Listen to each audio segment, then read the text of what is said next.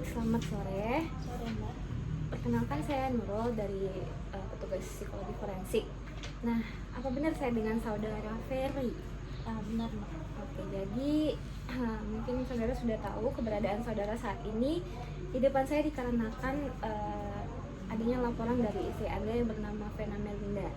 Nah, mungkin saya langsung aja nih bertanya kepada saudara mengenai apa yang terjadi atau ceritakan kronologis yang terjadi pada hari Minggu tanggal 8 Januari 2023 di salah satu hotel di Kediri. Iya. Jadi malam itu memang terjadi percekcokan ya Mbak ya. Dimana istri saya ini dia sangat histeris gitu. Jadi saya sebagai suami tentu saya berusaha untuk menenangkannya. Nah, tapi di sana dia mencoba untuk mencelakai dirinya, kayak apa ya? Ya karena dia memukul-mukulkan kepalanya. Jadi saya berusaha untuk angkat dia ke kasur.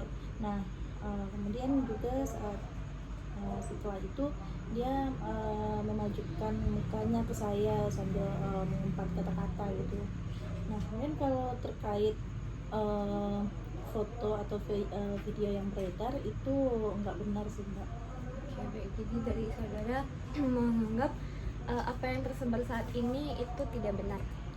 Oke. Tidak. Nah, menurut saudara kenapa istri saudara melaporkan bahwasanya kasus ini adalah kasus KDRT?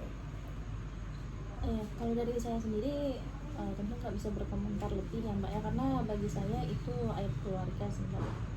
Oke, berarti menurut saudara tidak ingin berkomentar mengenai itu.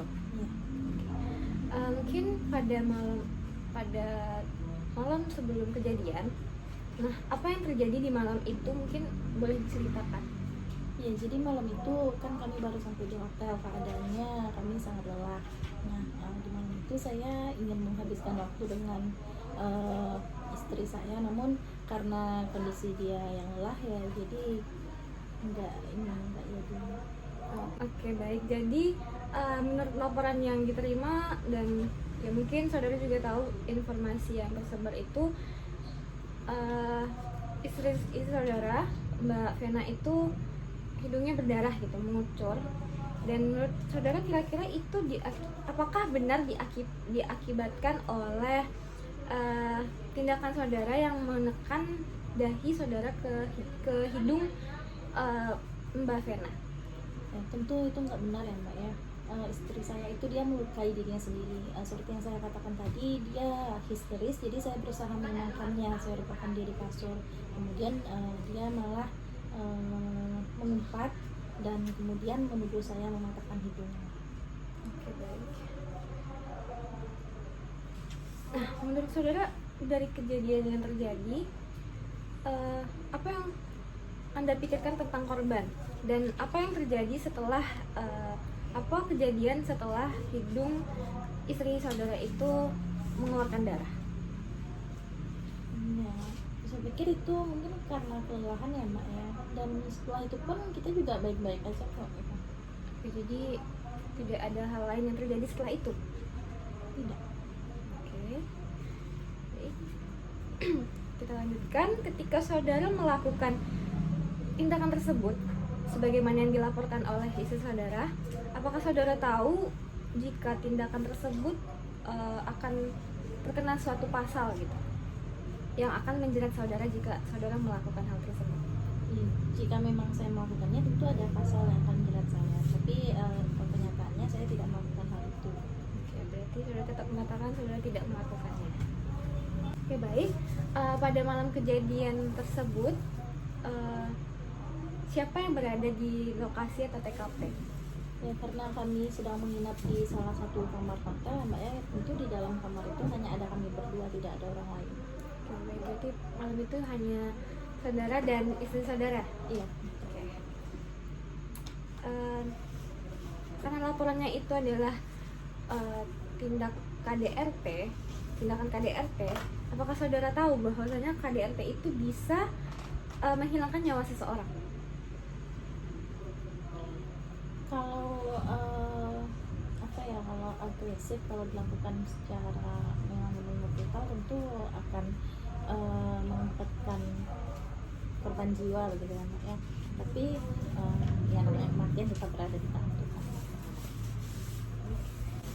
Oke, baik, dari pernyataan tadi saya ingin memastikan sekali lagi, apakah saudara benar melakukan tindakan KDRT kepada istri saudara Vena Melinda? Saya tidak melakukannya. Pada malam itu memang benar terjadi percekcokan, tapi di saat itu saya hanya berusaha untuk menenangkan istri saya. Oke, pada malam itu kan memang benar ya, istri saudara itu mengalami atau bisa dibilang hidungnya mengeluarkan darah. Nah, apakah saudara tahu ada orang yang melihat korban terluka parah seperti itu yang diakibatkan oleh saudara sendiri?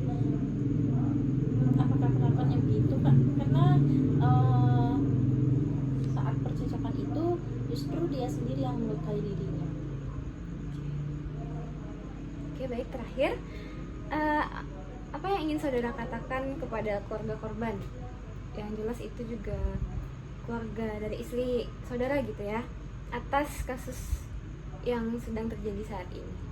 Ya, saya tahu ini adalah cobaan untuk rumah tangga kami, tapi apapun yang terjadi saya tidak akan membuka aib keluarga pastinya, dan juga tentu saya tidak mungkin melakukan hal-hal keji dan semacamnya terhadap keluarga saya, apalagi ke istri saya.